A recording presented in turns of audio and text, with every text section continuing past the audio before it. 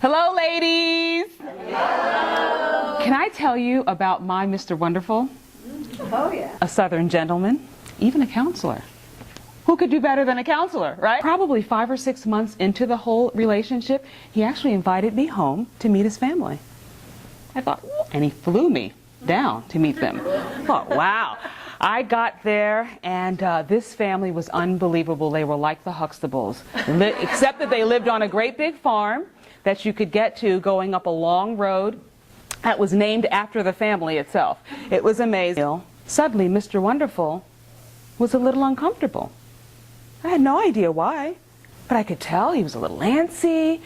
He started to stutter and mess up his words. He looked itchy. I mean, everything was wrong, and I wondered what in the world. And I said, what is going on? He said, you know, I promise I'll talk to you about it by the end of the weekend.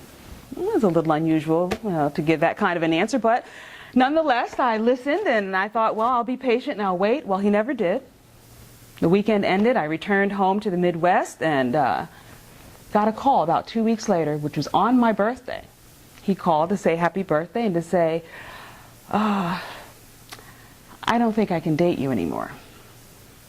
And I'm thinking, well, this wouldn't be the first time something like this has happened. Let me maintain my civility. And just went on. I said, well, what's going on? And he said, well, it's just that I've always, don't get me wrong. And he kept interrupting himself. You're a very nice girl, godly girl. Exactly who I want introduced to my mom. Nice, nice. But it's just that I've always imagined myself going out with someone pretty.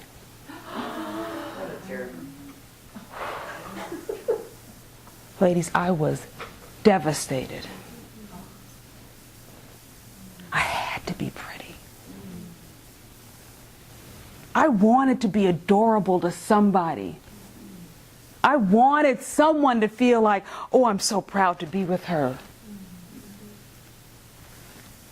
But he said I was ugly, and so guess what? I was ugly. And when I would look into the mirror, I saw ugly. Grotesque. Disgusting. And I couldn't get away from the ugly. I started to dim all the lights in my apartment. I took away every mirror that didn't have to be on the wall because it was nailed to the wall. And I lived like that in darkness 3 years. 3 years. You know what finally happened? I got so tired of walking uphill, so exhausted walking uphill, carrying this heavy load of what someone said to me. Didn't matter that he was a jerk, but that's what he said to me, and therefore I was precisely what he said I was. And when I got so tired one day, the Lord gave me Psalm 139:14. I am fearfully and wonderfully made. Yes. And I had to claim that as the very word of God that would define me, and not the words of a stupid jerk. Yes. I would believe what God said and not what man said. Yes. And when people walked by my apartment door, I'm sure they wondered sometimes what in the world I was doing inside. I'm fearfully and wonderfully made. Fearfully and wonderfully made. Fearfully and wonderfully made. Fearfully and wonderfully made. Say it with me. Fearfully and wonderfully made. Thank you. I'm Sherry Boykin.